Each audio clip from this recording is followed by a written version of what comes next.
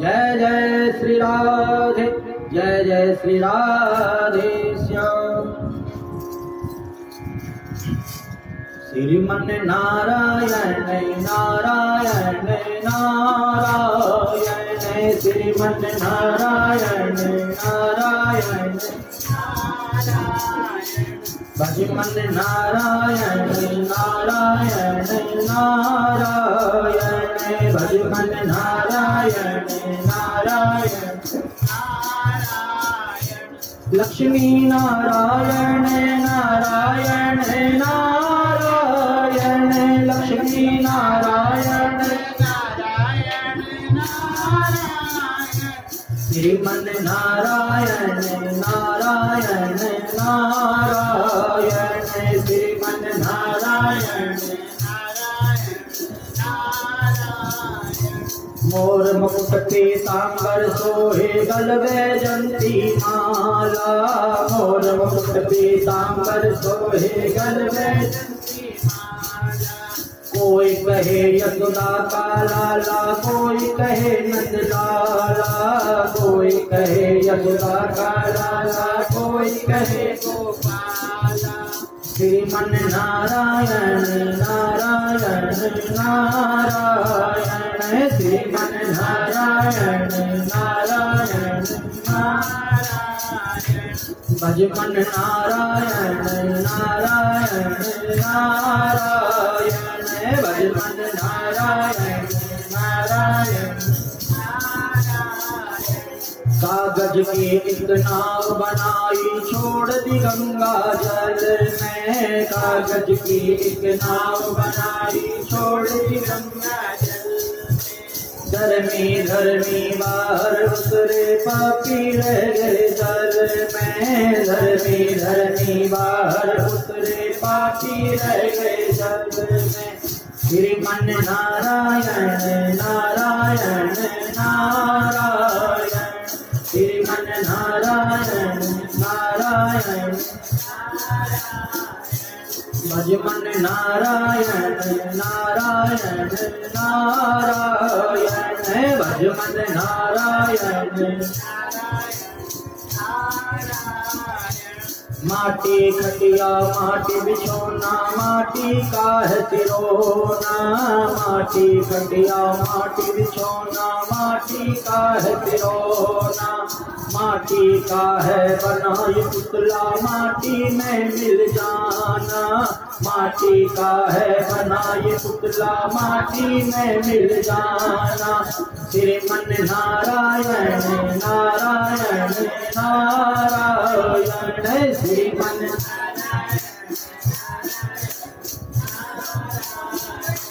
भजमन नारायण नारायण नारायण, भजमन नारायण नारायण।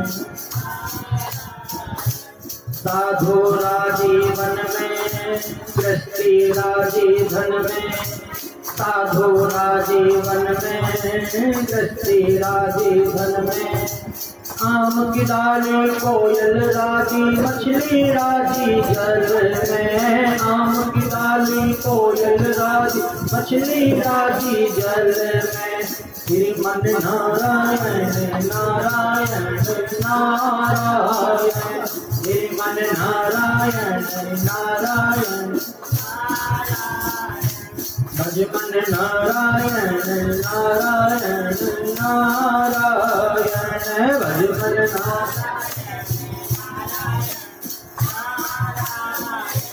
रोटी रोटी हाय रे रोटी, हरदम रोटी रोटी, रोटी रोटी हाय रे रोटी, हरदम रोटी रोटी।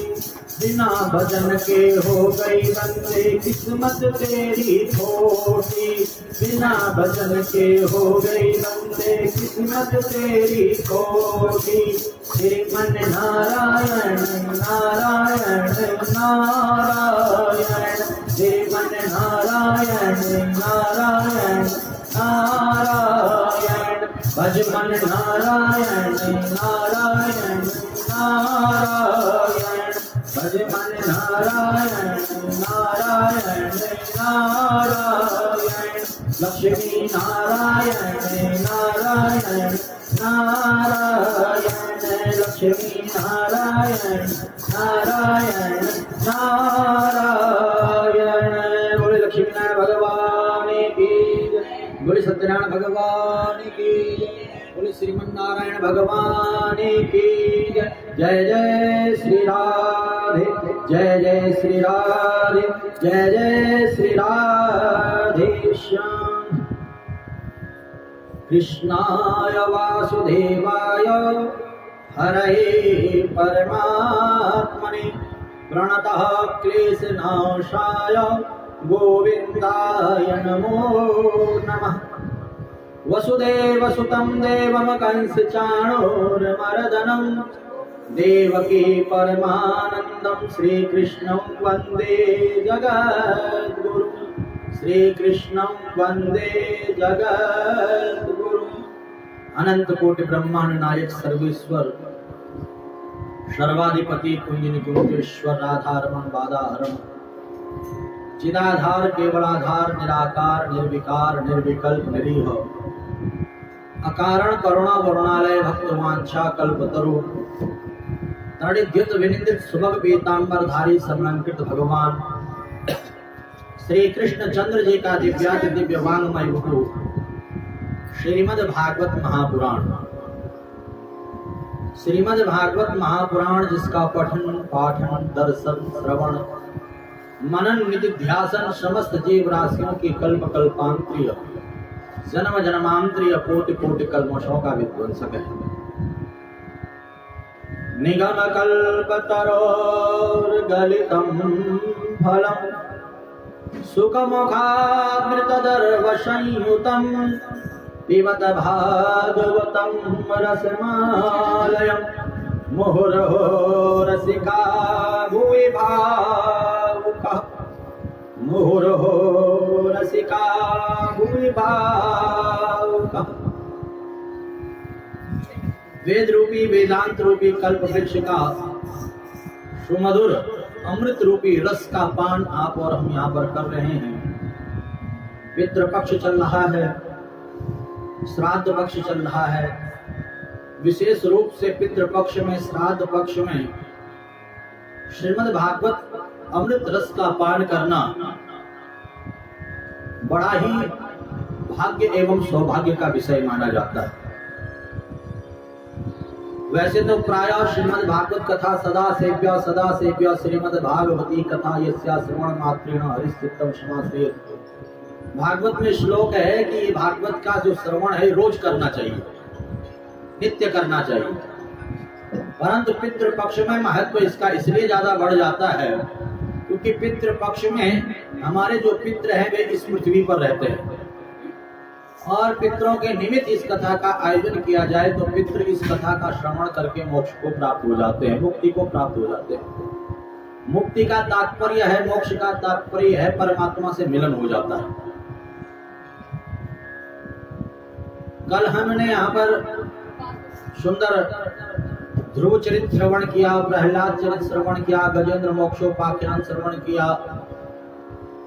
नाम की महिमा भाव कुभाव अलख आलसहु नाम जपत मंगल दिसदसहु, नाम की महिमा का यहाँ पर श्रवण किया। समुद्र मंथन की कथा यहाँ पर आपने हमने श्रवण की। राम जी के चरणों में प्रणाम किया, मर्यादा मांगी। कृष्ण जी के सुंदर चरित्र में चंद्रवंश में हमने प्रवेश किया और कंस के कारागृह में प्रभु का प्राकट्य हुआ, प्रभु का जन्म हुआ। देवकी वसुदेव बालक रूप में प्रभु को पाकर के बड़े प्रसन्न होते हैं। पर वसुदेव जी जब प्रभु को सर पर धारण करते टोकरी में तो सारे बंधन खुल जाते हैं। परंतु जब योग माया को लेकर के आते तो सारे बंधन बंध जाते हैं। इसका क्या तात्पर्य बनता है? जब हम गोविंद को अपनी बुद्धि में बिठाते हैं, परमात्मा को बिठाते हैं, तो माया रूपी सारे बंधन हमारे खुल जाते हैं। परंतु जैसे ही माया को मस्तक पर धारण करते हैं तो सारे बंधनों में फंस जाते हैं। अगर बंधनों से मुक्त होना है तो गोविंद को अपनी बुद्धि में बिठाना पड़ेगा, परमात्मा को बिठाना पड़ेगा। अगर तेरा मेरा राग द्वेष छल कपट इससे बचना है तो गोविंद को बुद्धि में बिठा करके रखना पड़ेगा, मन में बिठा करके रखना पड़ेगा। जब नंद भवन गोकुल में वसुदेव जी को पता चला, नंद बाबा को पता चला कि मेरे यहाँ पर बालक का जन्म हुआ है, तो नंद बाबा ने 2 लाख गौ दान करने का संकल्प किया। नंद बाबा ने अन्न का भी दान दिया, धन का भी दान दिया, वस्त्र का भी दान दिया। नंद बाबा ने हीरे जवाहरात सब दान देना प्रारंभ कर दिया, खजाने खोल दिए। नंद बाबा देखते हैं कि मैं जितना दान देता हूं वो 10 गुना मेरे खजाने में भर जाता है। आप दानियों को देखिए, जो दान देने वाले दानी लोग हैं, दान देने से हमेशा धन बढ़ता है। आज जितने भी अन्न क्षेत्र चल रहे हैं, जितने भी अनाथ आश्रम चल रहे हैं, जितने भी वृद्ध आश्रम चल रहे हैं, जितने भी मठ मंदिरों की व्यवस्था चल रही है, सब दान देने वालों से ही चल रही है। हरिद्वार में जाकर के देखो, बड़े बड़े आश्रम हैं। बाबा लोग घर छोड़ करके भजन करने के लिए बाबा बने थे, परंतु आज करोड़पति, अरबपति, खरबपति बाबा लोग हैं। ये सब कैसे है? क्योंकि दान देने वाले दान दे रहे हैं। दान देने वाला दान देना बंद कर दे, तुम्हारा सब जो है खत्म हो जाएगा धीरे धीरे। परंतु दान देने वालों को पता है कि हमारे दान देने से हमारा धन कभी घटता नहीं है, हमेशा बढ़ता है। नंद बाबा ने दान किया, हृदय खोल करके दिया। जो भी नंद भवन में आता है, नंद बाबा उसे दान देते हैं। सुखदेव मुनि ने यहाँ पर बड़ा सुंदर श्लोक कहा है राजा परीक्षित को कि काले स्नान शौचाभ्याम तस्तारे तपसी सुद्यन्ति दाने संतुष्ट्या द्रव्याणात्मात्म विद्या। का समय बीतने पर अशुद्ध भूमि शुद्ध हो जाती है। स्नान करने से शरीर शुद्ध हो जाता है, वस्त्रों को धो करके पहनने से वस्त्र शुद्ध हो जाते हैं। ऐसे ही मन में संतोष आ जाए तो मन शुद्ध माना जाता है। जब तक हमारे मन में संतोष नहीं है तब तक हमारा मन शुद्ध नहीं बताया गया है। जब आवे संतोष धन सब धन धूरि समान, जिस दिन मन में संतोष रूपी धन आ जाता है उस दिन मन को शुद्ध एवं पवित्र माना जाता है। और शुद्ध एवं पवित्र मन में ही भगवान का वास रहता है। तो मन को शुद्ध करना है तो संतोष मन में होना चाहिए। गोविंद की बड़ी भारी हमारे ऊपर कृपा है, उसकी कृपा का अनुभव करना चाहिए। ध्यान देना, ऐसे ही आत्मा की शुद्धि की बात बताई गई है। यदि हम रोज भागवत कथा का पाठ करते हैं, भागवत कथा का श्रवण करते हैं, तो भागवत कथा का पाठ और भागवत कथा का श्रवण करने से ही आत्मा शुद्ध बताई जाती है, शुद्ध होती है। एक इसी प्रकार से दान देने से धन की शुद्धि बताई गई है। प्रत्येक व्यक्ति को, प्रत्येक सदगृहस्थी को दशांश दान का नियम है। और दान किसको देना चाहिए? सत्पात्र को देना चाहिए, जहां आवश्यकता हो। कुपात्र को दान कभी नहीं देना चाहिए, ये शास्त्र कहता है। शास्त्र कहता है कि सत्पात्र दानाद भवे धनाढ्यो धनाढ्य भावात् प्रकरोति पुण्यम पुण्य प्रभावात् पृथिवीं प्रयान्ति पुनर्धनाढ्य पुनरेव दाता पुनर्धनाढ्य पुनरेव दाता। जो सत्पात्र को दान देता है उसका धन हमेशा बढ़ता है। तो धनाढ्य होता है, स्वर्ग के सुखों को भोगता है, और यदि पुनः कहीं जन्म लेता है तो किसी धनाढ्य के घर में जन्म लेता है। अब जो दान पुण्य नहीं करता उसका क्या होता है? तो दूसरे श्लोक में लिखा हुआ है कि आदत्त दानात् भवेत् दरिद्रो दरिद्र भावात् प्रकरोति पापम पाप प्रभावान् नरकं प्रयान्ति पुनर्दरिद्र पुनरेव पापी, पुनर्दरिद्र पुनरेव पापी। कहा जिसके पास गोविंद ने दिया है और दान पुण्य का भाव जिसका नहीं है,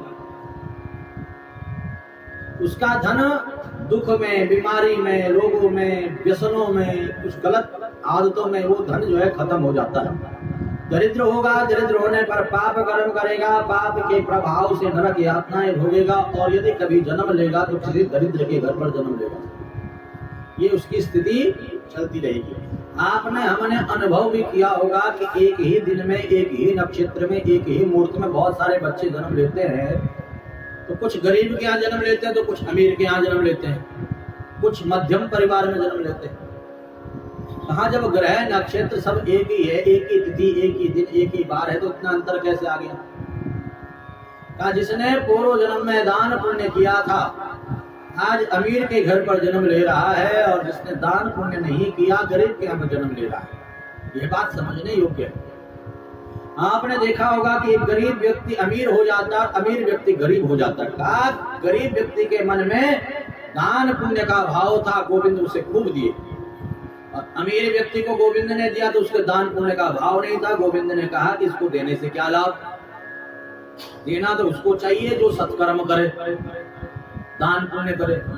वो उस अमीर से लेकर के गरीब को दे देते और गरीब अमीर हो जाता और अमीर गरीब हो जाता है। ये हम लोगों ने देखा होगा, प्रत्यक्ष देखा होगा।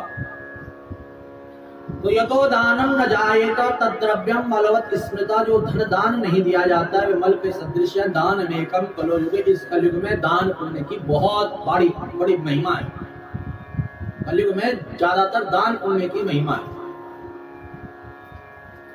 ध्यान देना, लिखा हुआ है याचको नेव याचन्ते बोधयन्ते गृहे गृहे दीयताम दीयताम नित्यम आदतुर गतिरीदृशि। यदि सामर्थ्य हो तो याचकों को देना चाहिए, सामर्थ्य नहीं हो तो मना कर देना चाहिए। परंतु बहुत सारे लोग हैं जो याचकों को देख करके गाली गलौज करते। गाली गलौज तो नहीं करना चाहिए, सामर्थ्य हो तो दो। अब कोरोना काल चल रहा था, हमारे पास भी काफी लोग आते थे। जब हमारा सामर्थ्य होता था, हमारे पास होता तो हम दे देते थे, नहीं होता था तो हाथ जोड़ देते थे, मना कर देते थे। ऐसे ही बहुत सारे लोग थे जिनके पास था उन्होंने दिया भी है, और जिनके पास नहीं था तो नहीं भी दे पाए। परंतु उसमें कुछ लोग ऐसे भी निकलते थे कि जो गाली गलौज कर देते थे। तो ध्यान देना, कभी भी हो गाली गलौज नहीं करना चाहिए, अपशब्द नहीं बोलना चाहिए।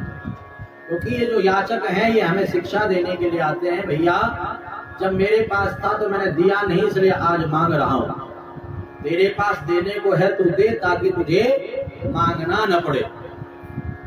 तो नंद बाबा के दरवाजे पर जो भी जा रहा है, नंद भवन में जो भी पहुंच रहा है, नंद बाबा उसे उदार मना होकर के दे रहे हैं, प्रसन्न मना होकर के दे रहे हैं।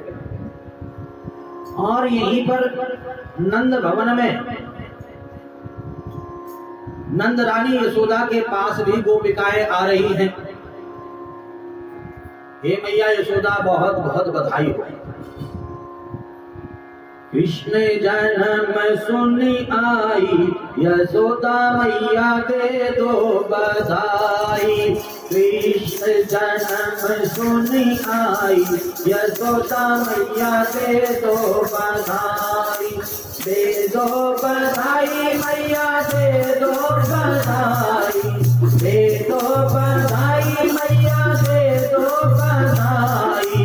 कृष्ण जन्म सुनी आई, यशोदा मैया दे दो बधाई। कृष्ण जन्म सुनी आई, यशोदा मैया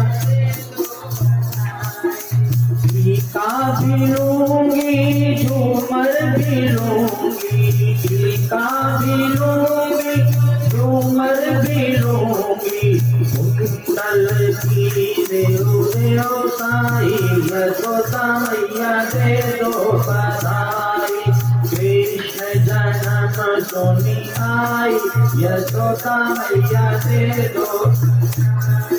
सस्ते भी लूंगी, चूड़ी भी लूंगी, सस्ते भी लूंगी, चूड़ी भी लूंगी। छड़ियों कर देओ साई, यशोदा मैया दे दो बधाई।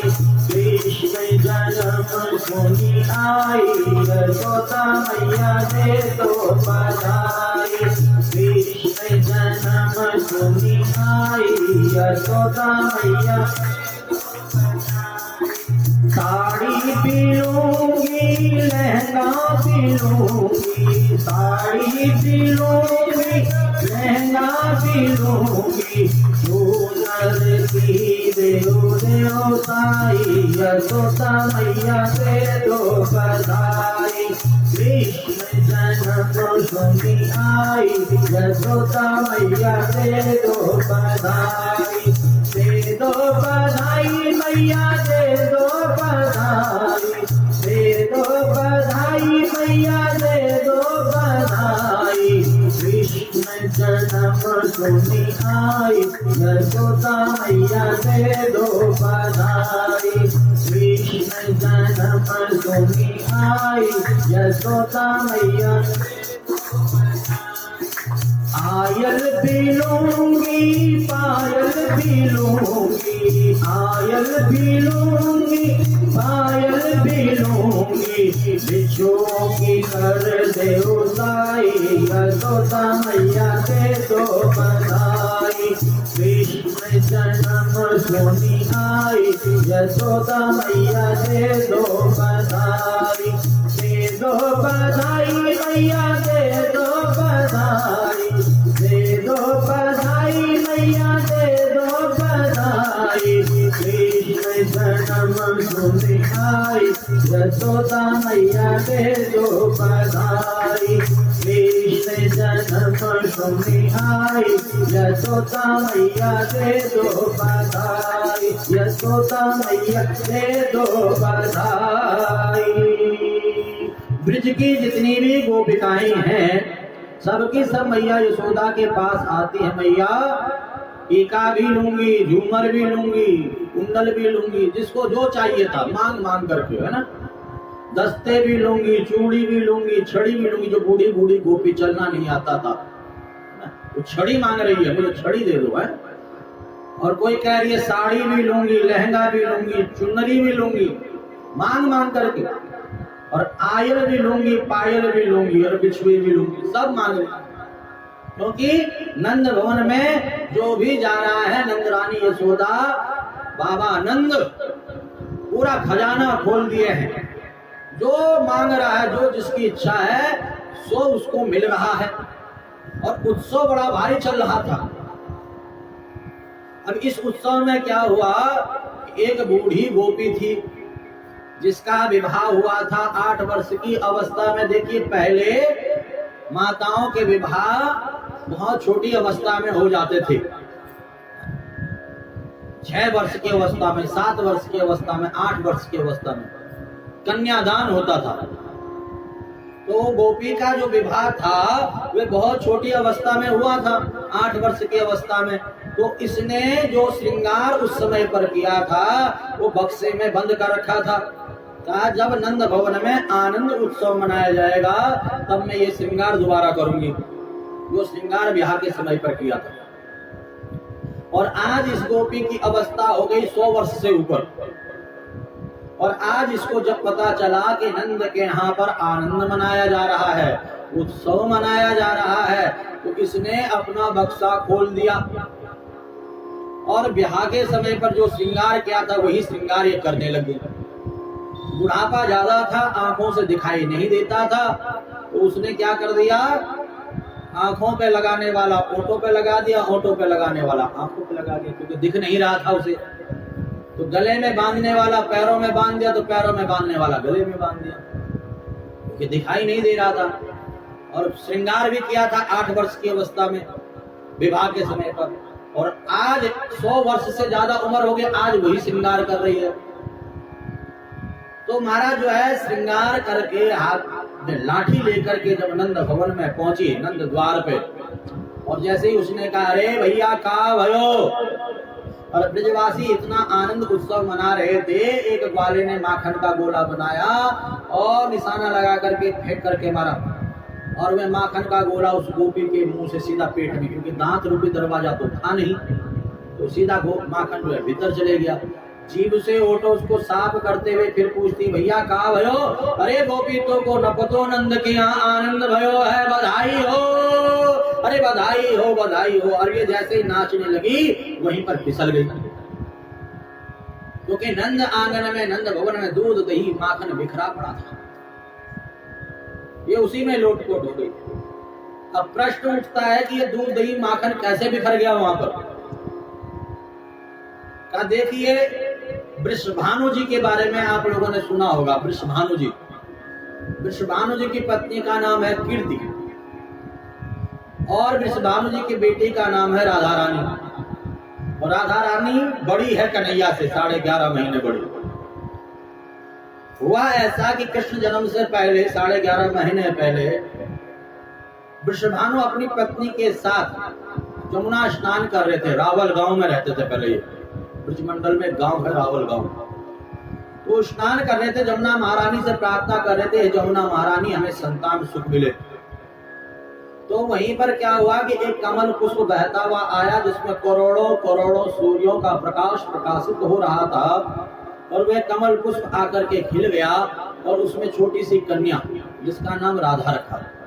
परंतु एक रहस्य किसी को नहीं बताया कि जब से इस बिटिया का जन्म हुआ है, ये बिटिया हमें प्राप्त हुई है, इसने नेत्र नहीं खोले। जमुना महारानी की कृपा से बिटिया हमें प्राप्त हो गई है, परंतु नेत्र नहीं खोलती है, किसी को नहीं बताया। आज 11.5 महीने बाद जब पता चला कि नंद के यहाँ आनंद मनाया जा रहा है, उत्सव मनाया जा रहा है, तो वृषभानु जी भी अपने पूरे बरसाना वासियों के साथ दूध दही माखन घी ये लेकर के पहुंच गए बधाई देने के लिए। देखिए, आज भी हमारे पहाड़ों में किसी के घर में कोई पूजा होती है, उत्तराखंड में किसी के यहाँ छोटा सा भी कोई पूजन होता है, तो जिसके यहाँ गाय बंधी होती है, वो सेवा जिसके घर में होती है, तो क्या करता है, थोड़ा सा दूध लेकर के चले जाएगा, थोड़ा सा दही ले जाएगा, कुछ घी ले जाएगा। आज भी ये परंपराएं हैं, बधाई के रूप में दूध दही माखन घी दिया जाता है। तो महाराज पहले भी ये परंपराएं थी। तो बरसाना वासी दूध दही माखन मटकी में रख करके नंद भवन में पहुंच गए कि उत्सव मनाया जा रहा है, आनंद मनाया जा रहा है। अब जब बरसाना से पहुंचे सारे के सारे बरसाना वासी, तो हुआ क्या कि नंद बाबा से पूछा वृषभानु जी ने, लल्ला कहाँ है? तो लल्ला पालने में है। तो रोए जा रहा है, रोए जा रहा। तो जैसे अपनी लाली को, राधा रानी को बगल में रखा, तो कन्हैया खिल खिल खिल खिल हंसने लगे। और कन्हैया की खिलखिलाहट सुन करके राधा रानी जो 11.5 महीने से नेत्र नहीं खोली थी, वह नेत्र खोल करके टकटकी लगा करके देखने लगी कन्हैया को। देवता पुष्प वृष्टि करने लगे। वृषभानु कहने लगा कि हे बाबा नंद, लगता है ये दोनों एक दूसरे के लिए जन्मे। अब जो बधाई के लिए दूध दही माखन लेकर के आए थे, वो हाथ में न दे करके प्रसन्नता में इतनी ज्यादा प्रसन्न हो गए, वो दूध की मटकी जो है ऊपर उड़ेल दिया, नंद बाबा के ऊपर दही उड़ेल दिया। नंद बाबा ने क्या कर दिया, तूने मेरा श्रृंगार बिगाड़ दिया। बधाई हो, ऐसे बधाई दी जाती है। हमारे यहाँ 9 लाख गैया हैं, दूध दही माखन की कमी नहीं। लाओ ब्रजवासियों दूध दही माखन। अब इतना ज्यादा आनंद, इतना ज्यादा उत्सव कि दूध दही माखन की कीच मच गई। सब एक दूसरे के ऊपर दूध दही माखन उड़ेलने लगे। इतना ज्यादा आनंद, मानो क्षीर सागर। आपने सुना है ना कि भगवान क्षीर सागर में रहते हैं, दूध के सागर में रहते हैं। तो पूरा का पूरा नंद भवन ही क्षीर सागर बन गया। इतना ज्यादा जो है दूध दही माखन। तो नंद बाबा ब्रजवासियों से कहते हैं आज कि तुम लोग तो मनाओ आनंद उत्सव, मैं जाता हूं कंस का वार्षिक कर देने के लिए। टैक्स पहले भी देते थे, आज भी देते हैं। तो दूध दही माखन कर में देते थे, क्योंकि उनके पास गौ सेवा थी। जिसके पास खेत खलियान होते थे तो अनाज देता था, जिसके पास रुपया पैसा होता रुपया पैसा देता था। तो नंद बाबा ने सख्तों में बैलगाड़ी में दूध की मटकी, दही की मटकी, माखन की मटकियां, वो सब रख करके नंद बाबा चल पड़े कंस का कर देने के लिए मथुरा। क्योंकि उत्सव चल रहा है, अगर कर नहीं दिया तो राक्षसों को भेजेगा, उत्सव में विघ्न पड़ेगा। तुम लोग उत्सव मनाओ, मैं टैक्स देकर के आता हूँ, कर देकर के आता हूँ। नंद बाबा चल पड़े। नंद बाबा जैसे ही मथुरा पहुंचे तो वसुदेव जी मिल गए। वसुदेव ने कहा भाई बहुत बहुत बधाई हो, तुम्हारे आंगन में जो है 2-2 बालक खेल रहे हैं।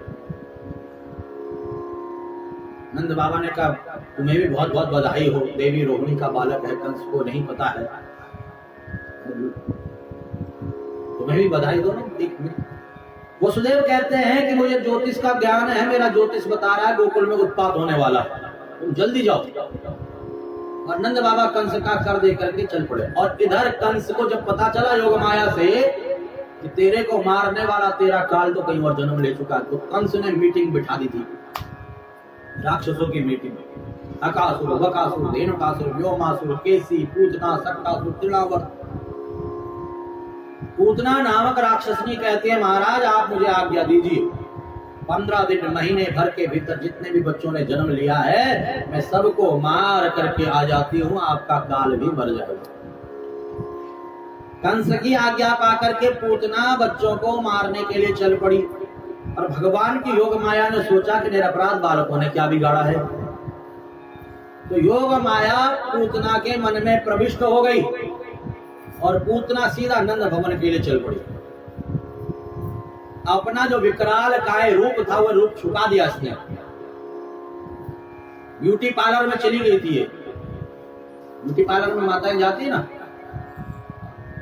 बूढ़ी बूढ़ी माताएं भी जवान होकर के आती बात।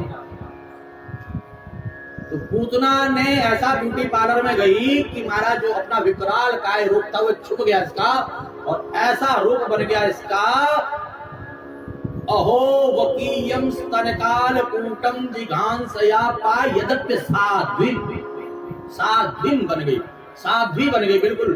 महाराज ऐसा रूप कि महाराज देखते न बने, इतना सुंदर रूप इसका बन गया। अपने स्तनों पर कालकूट विष लगा करके सुंदर रूप धारण करके जब ये नंद भवन में पहुंची तो सारी की सारी गोपिकाएं देख रही हो इतना सुंदर रूप आज पहली बार देखा है, लगता है श्री देवी चल करके आ रही है, इतना सुंदर रूप। श्री देवी जानते हो कौन है? नहीं पता? पता श्रीश्चते लक्ष्मी पग्न्यां बहोरात्रि पार्श्वे नक्षत्राणि रूपमस्विनोप्यातं माहि सन्निधानम् मोम महिखाणं सर्वलोकं महिखाणं। श्री लक्ष्मी जी को कहते हैं, लक्ष्मी जी से सुंदर कोई नहीं है। हर कोई लक्ष्मी का दीवाना है, हर कोई लक्ष्मीपति बनना चाहता है, हर कोई चाहता है लक्ष्मी जी मेरे पास ही रहे। इतना सुंदर लक्ष्मी जी का स्वरूप है। या श्री स्वयं शुकटिनाम भुवनेश्वर लक्ष्मी पापात्मनां कृतधियां हृदये सबुद्धि शारदा सतां कुलजन प्रभवस्य लज्जा तां त्वां नतास्मि परिपालय देवी विश्व।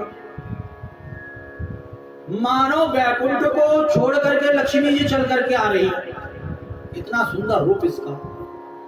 अगर इससे पूछेंगे कि तू कौन है, तू कहां से आई है, तो उसको बुरा लग जाएगा, इसलिए इससे पूछा नहीं। कहा आओ आओ बहन बैठो, जलपान करो। पूतना ने कहा कि तुम्हारा लल्ला कहाँ है, उसे देखने के लिए आई हूं। मैया यशोदा ने कहा देखो बहन अभी अभी पालने में पोड़ाया है, तुम दर्शन करके बाहर आ जाओ। और उसे उठाना नहीं, जगाना नहीं। बच्चा जब कच्ची नींद में जगता है तो रोने लग जाता है। पूतना ने कहा बहन मैं क्यों जगाऊंगी उसे, मैं तो दर्शन करके बाहर आती हूँ, तुम यहीं बाहर बैठे हो। और मैया यशोदा सारी गोपिकाओं के साथ और पूतना भीतर। कन्हैया सो नहीं रखे थे, कन्हैया तो जगे हुए थे। कन्हैया ने देखा तो मौसी जी आ गई। कन्हैया ने रिश्ता भी बना दिया, भाई मथुरा से भेजा है मामा जी ने, तो मौसी जी हुई। पर कन्हैया ने पूतना को देखते ही नेत्र बंद कर दिए। अब यहाँ पर बहुत सारे भाव हैं भक्तों के, नेत्र बंद क्यों किया?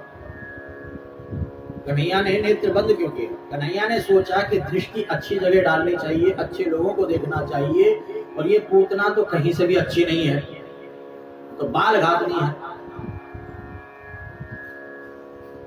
इसे तो मैं देखूंगा ही नहीं। अथवा कन्हैया ने नेत्र इसलिए बंद किए कि मेरा जन्म हुआ है दूध दही माखन खाने के लिए, दूध दही का अभी तक दर्शन नहीं हुआ और मौसी जी आ गई विष पिलाने के लिए। विष पिया था भोले बाबा ने, हलाहल विष। मानो नेत्र बंद करके भोले बाबा का ध्यान कर रहे कन्हैया, क्योंकि नेत्र बंद करके ही ध्यान किया जाता है, चिंतन किया जाता है। कहा भोलेनाथ आप मेरे कंठ में आ जाओ, विष आप पी लो, जो दूध बचेगा मैं पी लूंगा। अथवा मेरे कन्हैया ने सोचा कि नेत्रों से नेत्र मिलने से प्रेम हो जाता है और प्रेमी प्रेमी को नुकसान नहीं पहुंचा सकता है, और मुझे पूतना मौसी से अगर प्रेम हो गया तो मैं पूतना मौसी को कैसे मारूंगा, और अगर मैंने पूतना मौसी को मारा नहीं तो निरपराध बालकों को मारेगी, जिन बालकों ने किसी का कुछ नहीं बिगाड़ा, ना ही प्रेम हो ना ही मारने में कष्ट हो।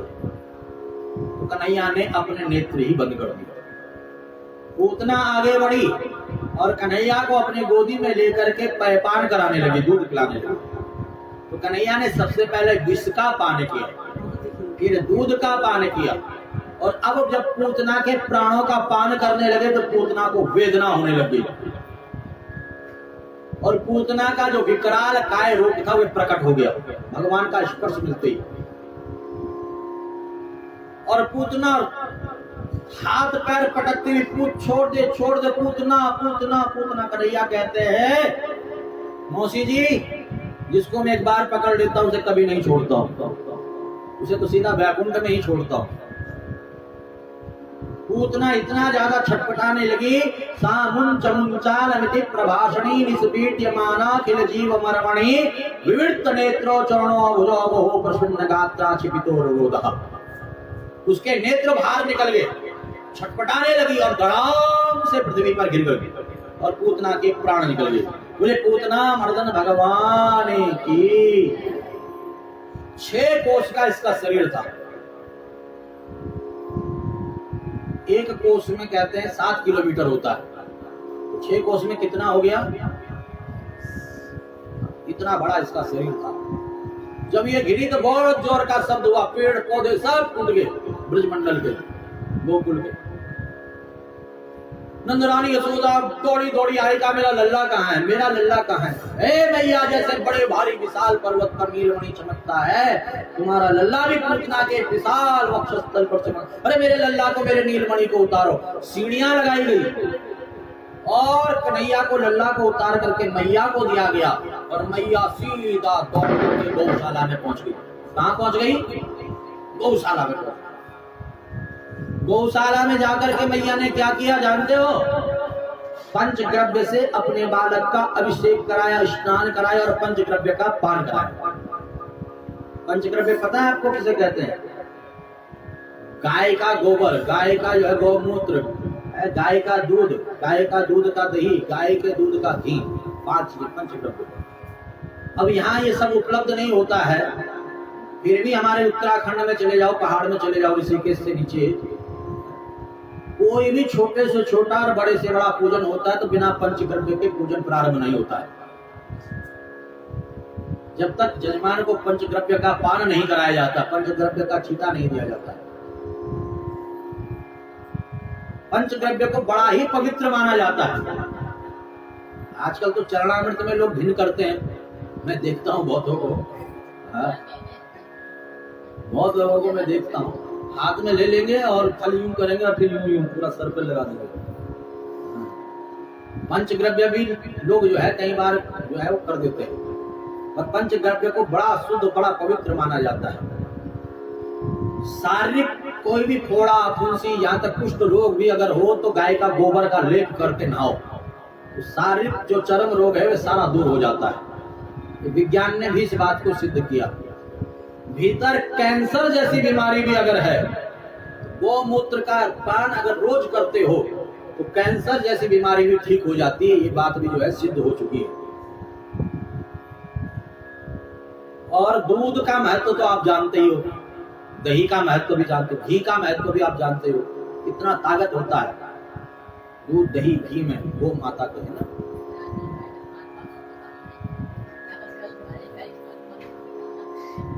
तो यावत जीवेत सुखम जीवेत ऋणम कृत्वा घृतम पीवेत, जब तक जियो सुख से जियो, चाहे उधार लेके भी घी पीना पड़े क्यों।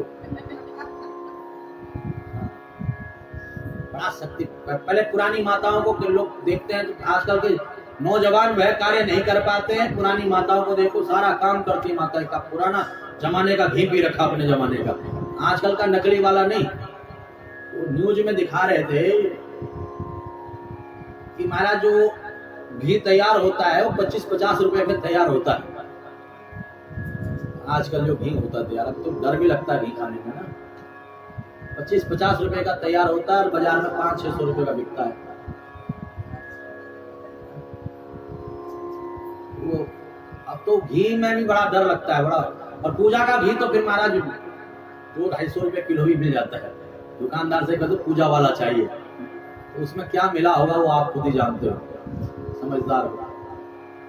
तो मैया यशोदा ने गौ माता की शरण में ले जाकर के अपने लल्ला को पंचद्रव्य का पान कराया, पंचद्रव्य से स्नान कराया और गाय की पूंछ पकड़ करके झाड़ा दिया कि इंद्रियाणि ऋषिकेशा प्राणा नारायणोऽवतु श्वेत द्वीपति चित्तम मनोयोगेश्वरोऽवतु। हे गोविंद मेरे लल्ला की रक्षा करना, हे गरुड़ध्वज भगवान, हे नरसिंह भगवान, हे वारा भगवान, हे वामन भगवान, भगवान के नाम लेकर के ही भगवान को झाड़ा दिया और फिर पान कराया। मैया को अब लगा कि मेरा लल्ला बिल्कुल स्वस्थ है, क्योंकि मैया घबरा गई थी कहीं पूतना की आत्मा तो नहीं घुस गई लल्ला में, उतना राक्षस भी उठा करके ले गई है, कोई अलाई बलाई तो नहीं लग गई। अब इधर नंद बाबा कंस का कर दे करके आ रहे हैं, हनुमान चालीसा का पाठ करते हुए, भूत प्रेत निकट नहीं आवे, महावीर जब नाम सुनावे। देखा तो पूतना राक्षस की मरी पड़ी है। अरे भैया किसने मारा इसको? अरे बाबा तुम्हारे लल्ला ने मारा। अरे दारे का नेक सो मेरो लल्ला एक पूतना को कैसे मार सके है? सब झूठ बोल रहे हो। ये पूतना को तो मेरे हनुमान जी ने मारा है, क्योंकि वसुदेव ने जब मुझे कहा था गोकुल में उत्पात होने वाला, तब हनुमान चालीसा का पाठ करते गा रहा था। देखिए विश्वासम फलदायकम। अगर आपको हनुमान जी पर भरोसा होगा तो हनुमान जी अवश्य आपकी रक्षा करेंगे।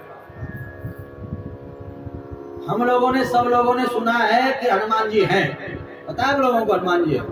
अस्वस्थामा बलिर्व्यासो हनुमानश्च विभीषणः कृपा परशुरामश्च सप्तेते चिरजीविना। हनुमान जी कहाँ रहते हैं? कण कण में रहते हैं, घट घट में रहते हैं। सबको पता है कि नहीं पता है? भूत प्रेत को मानते हो कि नहीं मानते हो?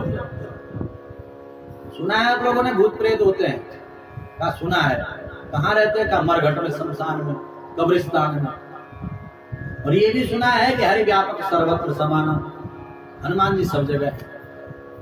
तो एक भक्त चल पड़ा महाराज रात्रि के समय पर, और रास्ते में मिल गया उसे कब्रिस्तान। घबरा गया, उसने सोचा कि भाई यहाँ तो मैंने सुना भूत प्रेत होते हैं। तो हनुमान चालीसा का पाठ कर रहा है, जय हनुमान ज्ञान गुण सागर जय कपीस की हुलोक उजागर, बार बार हनुमान चालीसा पढ़ रहा। और इतने में पीछे महाराज उसका धोती का पल्ला जो है, कुर्ते का पल्ला जो है, झाड़ी से अटक गया और भूत ने मुझे पकड़ लिया। और इतना ज्यादा घबरा गया कि उसे अटैक आ गया और मर गया। अब देखिए जितना विश्वास से भूत प्रेत पर था, अगर हनुमान जी पर होता तो क्या ये मर जाता? ये नहीं मरता। ये सोचता कि हनुमान जी तो मेरे साथ है, हनुमान जी ने पकड़ लिया, पीछे पलटता और कुर्ता छोड़ता और निकल जाता। परंतु यही स्थिति हमारी और तुम्हारी भी है। हम लोगों ने सुना है कि भूत प्रेत होते हैं, हम लोगों ने ये भी सुना है भगवान होते हैं, परंतु जब आपत्ति विपत्ति का समय आता है तो हमारा भरोसा भगवान से डगमगा जाता है। और वह भरोसा जब डगमगा जाता है वही कष्ट का कारण, दुख का कारण बन जाता है। जिसको परमात्मा पर अटूट भरोसा है वह कभी जीवन में दुखी नहीं होता है, क्योंकि अब सौंप दिया इस जीवन का सब भार तुम्हारे हाथों में है, जीत तुम्हारे हाथों में, हार तुम्हारे हाथों में। भगवान पर भरोसा होगा तो कभी दुख नहीं होगा, और भरोसा अगर डगमगा जाएगा तुम्हारा जो है दुख अपने आप ही घेर लेगा, अपने आप ही पकड़ लेगा। एक भक्त था और वे भक्त महाराज जो है भगवान का बड़ा भजन किया। भगवान ने उसे दर्शन दिया क्या चाहिए तुझे? का प्रभु हर समय आप मेरे साथ रहो, यही आपका आशीर्वाद चला। भगवान ने तथास्तु कह दिया।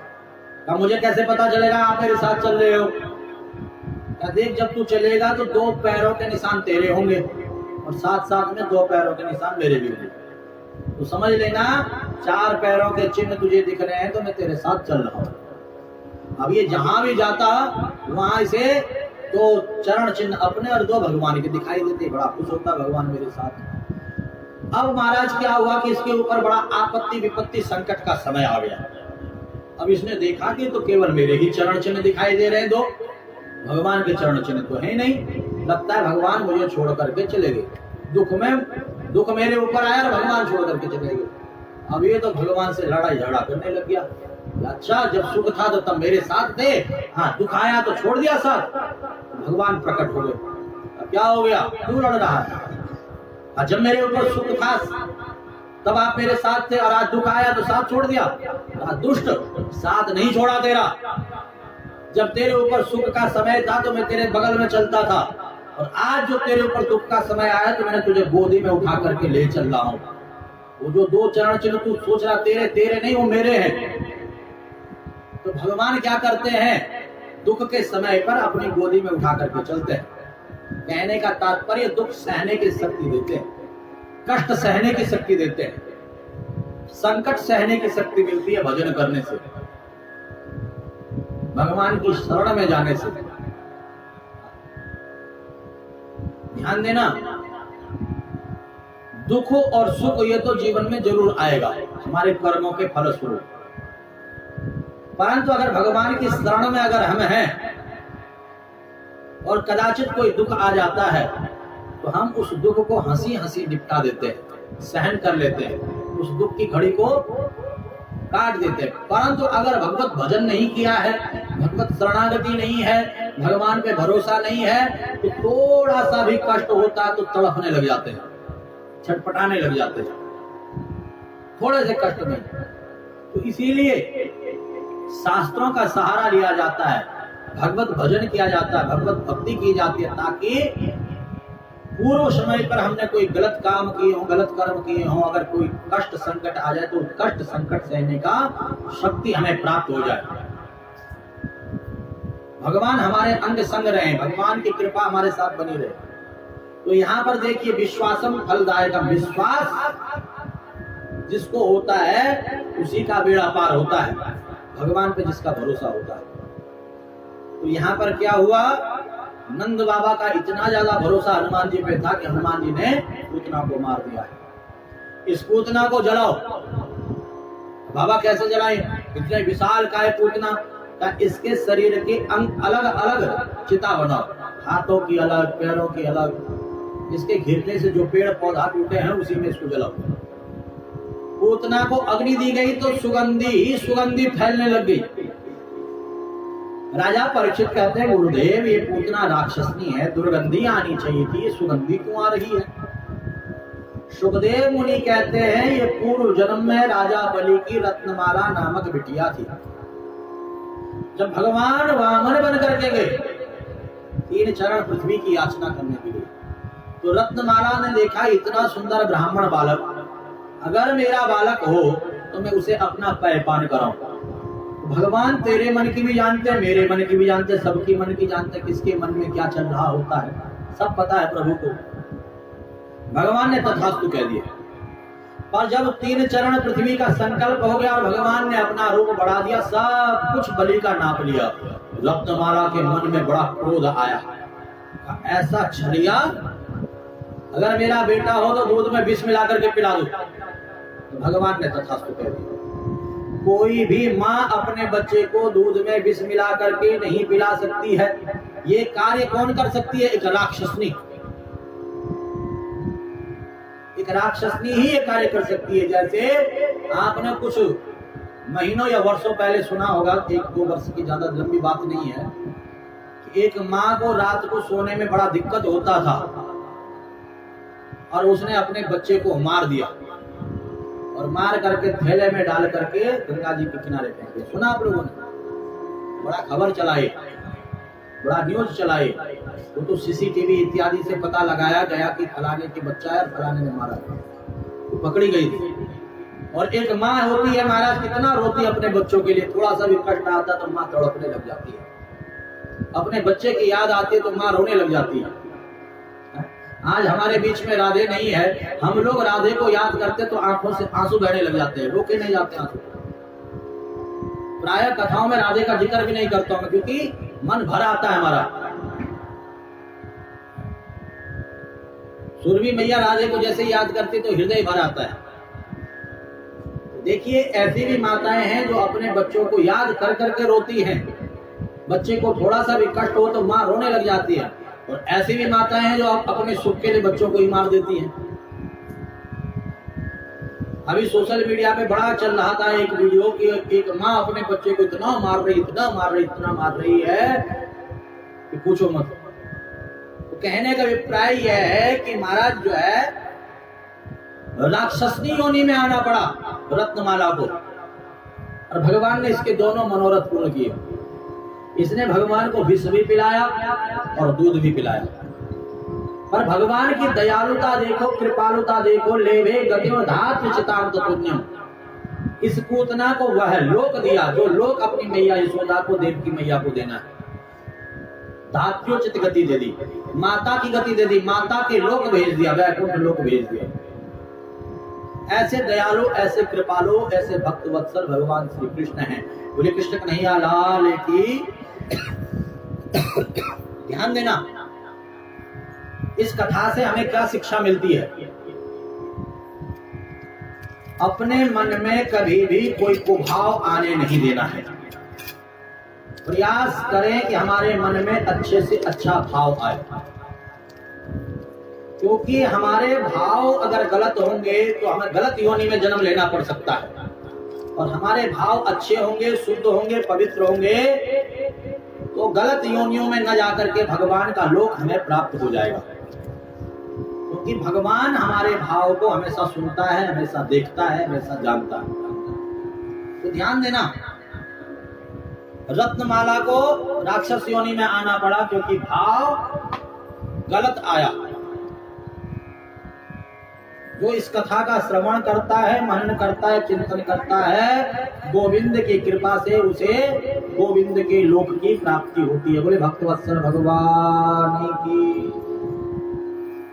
आगे कन्हैया का छठी महोत्सव ब्रजवासियों ने मनाया। ब्रजवासी छठी महोत्सव मना रहे थे, कन्हैया को नींद आ गई। मैया ने पालना सकट के नीचे लटका दिया, बैलगाड़ी के नीचे। और कंस से प्रेरित होकर के एक दैत्य आया जिसका नाम था सकटासुर। वह सकटासुर दैत्य सकट में प्रवेश कर गया और कन्हैया का पालना से दबाने लग गया। कन्हैया पहले खूब रोए, कोई तो बचाओ, कोई तो रक्षा करो। जब कोई नहीं सुना तो कन्हैया ने देखा जब कोई रक्षा नहीं कर रहा तो अपनी रक्षा मुझे स्वयं करनी चाहिए। तो कन्हैया ने अपने पैर का अंगूठा सकट पर मारा और सकट पलट गया और सकटासुर का गोविंदाय नमो नमः। बोले सकटासुर मर्दन भगवान की। सकट पलटने का जब जोर का शब्द हुआ तो मैया यशोदा दौड़ी दौड़ी आई। इधर सकट पलटा हुआ है, इधर पालना पड़ा हुआ है, इधर कन्हैया। मैया ने अपने लल्ला को गोदी में लिया, पूछा किसने पलटा ये सकट? अरे मैया तुम्हारे लल्ला ने। बच्चे बोलते हैं दारी के झूठ बोल लो सपने, 100 मेरो लल्ला ये विशाल सकट को कैसे पलट सके। मैया यशोदा अपने लल्ला को भीतर लेकर के गई, पंचगव्य से स्नान कराया, सुंदर जल से स्नान कराया, सुंदर पीतांबरी पहनाई, सुंदर मोर मुकुट पहनाया, सुंदर बंसी दी। और कन्हैया का छठी उत्सव सभी लोग आनंद के साथ ब्रजवासी मनाने लगे। मेरो छोटो सो बिहारी बड़ो प्यारो लागे, मेरो छोटो सो बिहारी बड़ो प्यारो लागे, प्यारो लागे बड़ो प्यारो लागे, प्यारो लागे बड़ो प्यारो लागे, मेरो छोटो सो बिहारी बड़ो प्यारो लागे, मेरो छोटो सो बिहारी। बिहारी की बड़ी बड़ी अखियाँ, छोटे से बिहारी की बड़ी बड़ी अखियाँ, बड़ी बड़ी अखियाँ, छोटे से बिहारी की बड़ी बड़ी अखियाँ, छोटे से बिहारी की बड़ी बड़ी अखियाँ, अखियों में कजरे की धार साजे, अखियों में कजरे की धार साजे, मेरो छोटो सो बिहारी बड़ो प्यारो लागे, मेरो छोटो सो बिहारी बड़ो प्यारो लागे, बड़ो प्यारो लागे, प्यारो लागे, बड़ो प्यारो लागे, मेरो छोटो सो बिहारी बड़ो प्यारो लागे, मेरो छोटो सो छोटे से बिहारी का पीला पीला पटेगा, छोटे से बिहारी का पीला पीला पटेगा, पटके में नीली नीली धार साजे, मेरो छोटो सो बिहारी बड़ो प्यारो लागे, मेरो छोटो सो बिहारी बड़ो प्यारो लागे, बड़ो प्यारो लागे, प्यारो लागे, बड़ो प्यारो लागे, मेरो छोटो सो बिहारी बड़ो प्यारो लागे, मेरो छोटो सो बिहारी बड़ो छोटे से बिहारी के पाँव में पायल लिया, छोटे से बिहारी के पाँव नाचे तो थम थम थम थम बाजे, मेरो छोटो सो बिहारी बड़ो प्यारो लागे, मेरो छोटो सो बिहारी बड़ो प्यारो लागे, प्यारो लागे, जगते न्यारो लागे, प्यारो लागे, जगते न्यारो लागे, मेरो छोटो सो बिहारी बड़ो प्यारो लागे, मेरो छोटो सो बिहारी बड़ो छोटे से बिहारी के होठों पे बंसी, छोटे से बिहारी के होठों पे बंसी, बंसी की धुन पे सारा जग नाचे, मेरो छोटो सो बिहारी बड़ो प्यारो लागे, मेरो छोटो सो बिहारी बड़ो प्यारो लागे, प्यारो लागे, बड़ो प्यारो लागे, प्यारो लागे, बड़ो प्यारो लागे, मेरो छोटो सो बिहारी बड़ो प्यारो लागे, मेरो छोटो सो बिहारी बड़ो प्यारो लागे, मेरो छोटो सो बिहारी बड़ो प्यारो लागे। बोले बांके बिहारी लाल की। ब्रज की जितनी भी गोपिकाएं हैं सब कन्हैया का दर्शन करती हैं और बड़े प्रेम के साथ नाचती गाती झूमती हैं, और मैया यशोदा अपने लल्ला को पैपान कराने लगती है, और कन्हैया दूध पिए जा रहे थे, पिए जा रहे थे, पिए जा रहे थे। मैया को लगा कि कन्हैया बहुत ज्यादा दूध पी रहा है, कहीं अपच न हो जाए। देखिए बच्चे कम खाते पीते तो वे माताओं को चिंता हो